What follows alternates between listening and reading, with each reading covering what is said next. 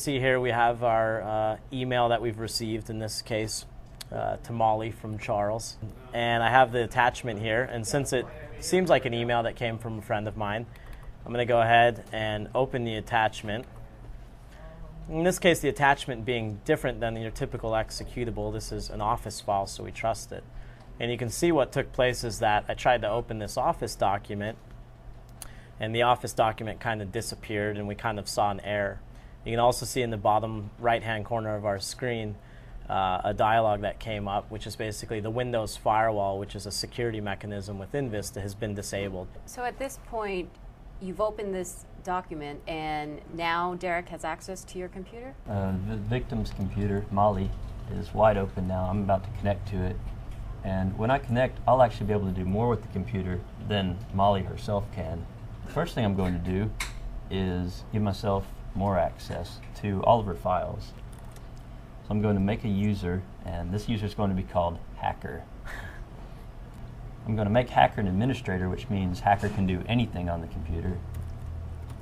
And this whole time, Molly can't see anything on her computer. She's just wondering what happened to that Exactly. So Office document. At this point, as Derek is hacking into the computer and adding users and giving himself full control, Molly had simply received an email, tried to open this Office document, kind of seemed to have Office crash or something wrong, but nothing really noticeable. She figured it's a bad document, so she's probably going about her day.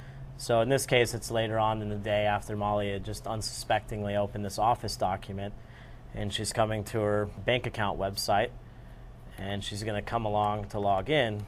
And as she types in her login, you're actually going to see that exact username and password that's actually showing up now on the attacker's computer. And by having that information, Derek at this point, if he wanted to, he could pretty much do anything within her bank account. So he could transfer money to another bank account that he can controls, or get enough information to do wire transfers and various other things. This is a lot of the types of attacks that we kind of hear today as we talk about Windows XP and Windows XP Service Pack 2.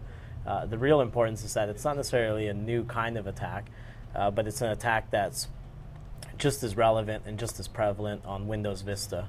And you're no more secure owning Windows Vista than you were owning Windows XP. And if you do have Vista as part of a new computer or something of that nature, you need to be very careful not to become complacent in just trusting that everything's going to be okay because it's Vista. In a few months, if they come out with the patches, then you won't be able to use this attack specifically. But at the same time, there's always new attacks that are discovered. So I think right now at EI, we've found about 3 or 4 different attacks besides just the couple that we demonstrated today, which all work on Windows Vista.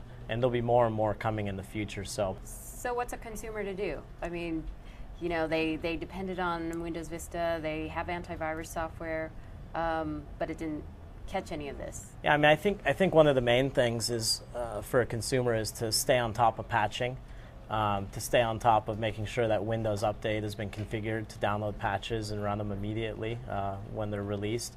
At the same time, I think something that most consumers don't think about is that you have a lot of other software on your computer besides Microsoft applications. For example, iTunes or Adobe Acrobat, something of that nature. And it's very important to keep those applications up to date also. So the next time you get that pop-up that says, would you like to update your iTunes, definitely update it, because iTunes, like any other software, has vulnerabilities itself. So if you see on your Windows screen that your firewall was dismantled, you should be worried, right? Yes, you should definitely be worried. It's probably this guy. No, just